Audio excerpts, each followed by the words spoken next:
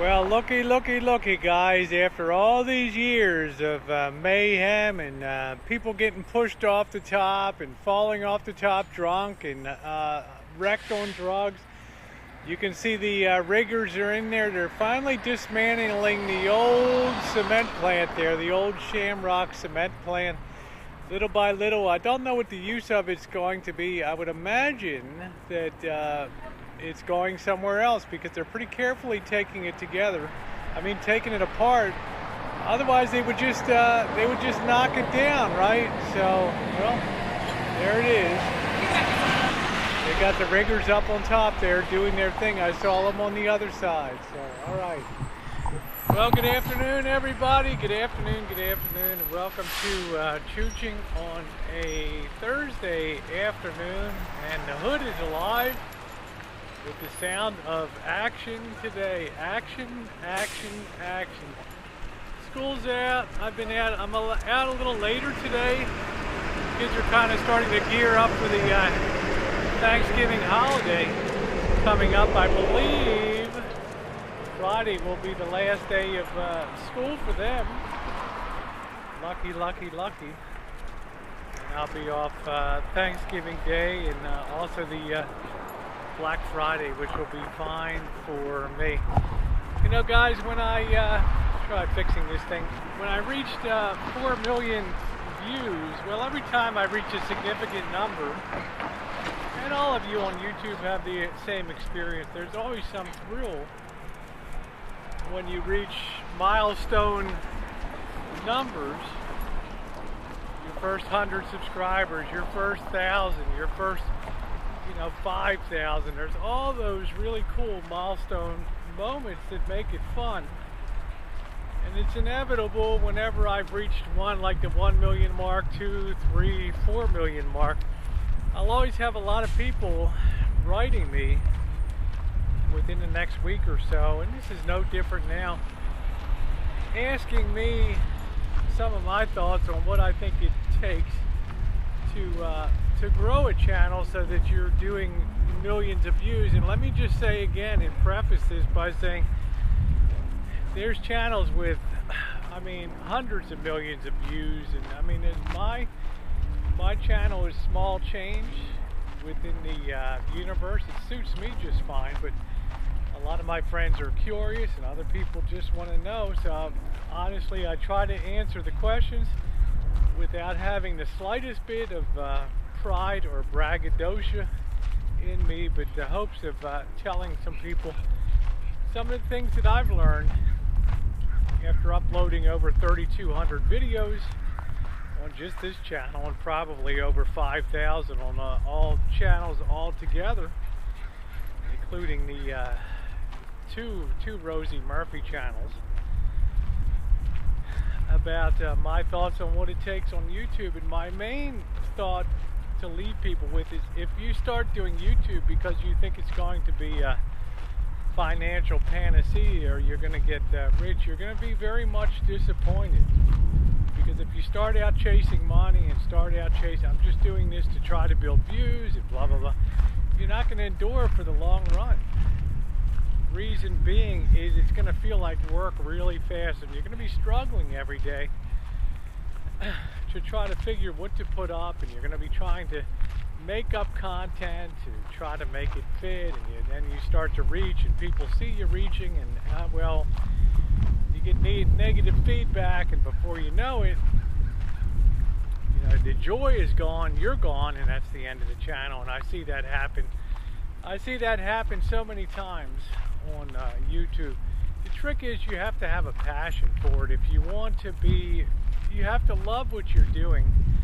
And the second thing is you've got to define your niche. I mean, what is it that you want to bring to the YouTube table?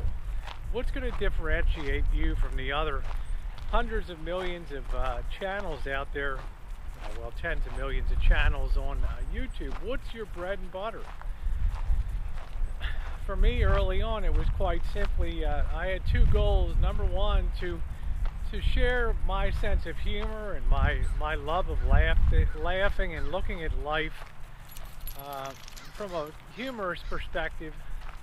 And my second thing was to be able to show that you could be transgendered and be outside in the real world, be traveling, be going to restaurants, be hanging around the neighborhood, be doing work, rebuilding stereos, remodeling projects. And yeah, you might have your femininity questioned and things like that, but you're showing people that it's possible to live the life as a transgender woman and to live it with no apologies, no holds barred, and with a lot of humor and a lot of good spirit. And it's really been a wonderful thing because it's been inspirational to the many T-girls that have written me and said, you know, you were a really breath of fresh air, Rosie, when you came along, compared to the compared to the usual stock and trade of girls that pull up in front of the webcam or the camera and record a video, shut it down. You really don't get a glimpse of their life. You're the first T-girl out there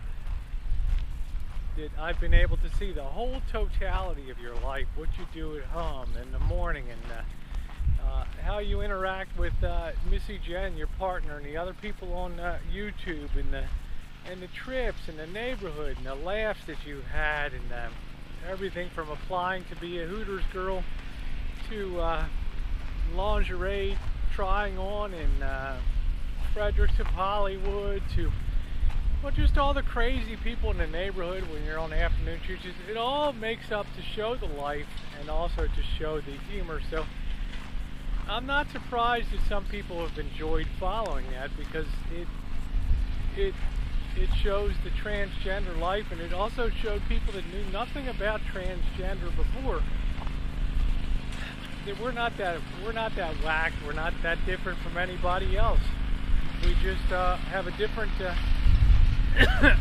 bearing inside of ourselves that for the most part is baked in the cake. So you've got to be able to have that niche too, or something that you want to do well. The next thing is you've got to decide whether you want to be doing well-crafted, well-edited videos, as some of my friends do. My friend Amanda makes very well crafted videos. She has a lot of skill for that. But my forte was just cutting and putting real life up there with that, a lot of heavy editing. And you're going to say, well, Rosie, I've seen you change over the years. Your Chicago trips, much more edited now with music and more logical flow. Yes, it's true. We do mature and we do learn. And it's not possible that you're going to do over 3,000 videos and not learn something about, you know, the way to do videography. You know, I'm sure people in graduate schools, people that teach, have never even put up, you know, shot over 5,000 videos. You're going to learn something. The other thing I learned is there's many dimensions to videography, and you know, we tend to focus so much on the visuals that sound takes such a back seat. And the thing that's been driven home to me in 2015 is that to get really good videography, you need to also focus on the sound very much.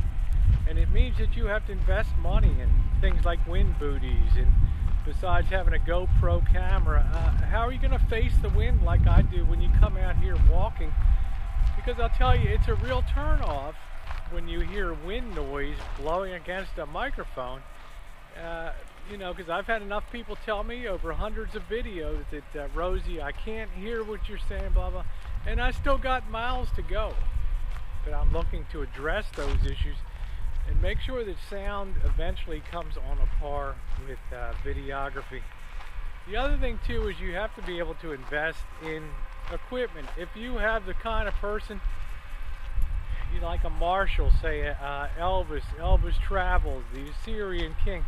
Well, you can do unedited videos, and sometimes you can often get away without even titling and stuff, because you know a certain number of people are gonna follow and gravitate to that. But you're going to have a hard time really growing your channel in a major way unless you take a little time to do the proper titling and editing, instead of putting up 40-30-second snippets to go out there and put on 4, 5, 6, 7, 8, 9, 10, 12, 15-minute videos. So those are the things that I think really define what helps grow a channel.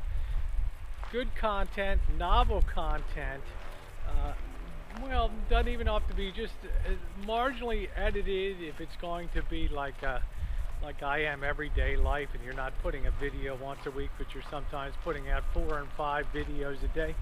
People get used to that style. The last thing I want to say, and my friend RB Debs demonstrates that if you put out content every day and share your life as she does now, you'll see her channel has grown by leaps and bounds since she really started getting serious about it back in April. The reason being is people start to depend on seeing you and hearing what's going on in your life, and you think to yourself, geez, my life going along the railroad tracks every day or blah blah, you know, it's not something that people care about. Yeah, they do care about it. People are naturally curious about other people's lives, and they get kind of hooked on that, like a series on TV, and it just grows and grows and grows and grows, much to your amazement, I know. Anyway, guys, these are a few of the things that I've learned after 4 million views on the Rosie O'Kelly channel. I hope you find them useful a little bit, and I hope you have a lot of success with your YouTube channel too, especially if you want it to grow and be something that, well, gives you a lot of joy like mine gives mine. Alright guys, thanks for watching, and as usual, thumbs up are really appreciated. Thanks.